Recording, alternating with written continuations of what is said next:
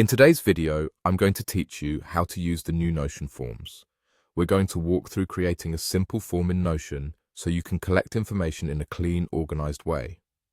Forms in Notion feed directly into a database, which makes them great for signups, requests, or any situation where you need consistent, structured responses. Start by opening the Notion website. Once you're in, look for the option to create a new page. This gives us a clean slate to work with. On that page, type a / followed by the word table. Notion will suggest database options as you type. Choose the table option so you get a database on your page. This table will be where all your form responses of CHAs are stored, which is why we start here. Next, look at the top of the database for the place where you can add a new view. Click Add a new view, and from the list of view types, select Form. You'll see Notion switch into a form layout that's connected to your table. This means every submission will create a new row in the database automatically, keeping your information organized from the start. Now it's time to customize the form.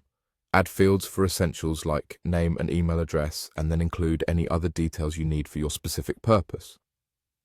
Keep your labels clear so respondents know exactly what to enter. If a field must be filled out, mark it as required so you get complete submissions.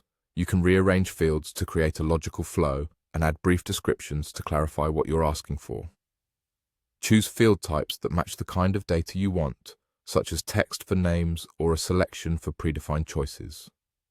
This not only improves the experience for the person filling it out, but it also keeps your database tidy and consistent.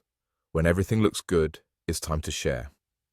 Click Share, then share the form with your recipients so they can start submitting responses. The moment someone completes the form, their answers appear as a new entry in your table, ready for you to review, filter, or sort, as needed. That's the full process. You opened Notion, created a new page, inserted a table database, added a form view, customized the fields to match your needs, and shared it with the people who need to fill it out. Follow these steps, and you'll have a reliable, professional form that keeps your data organized from the first response.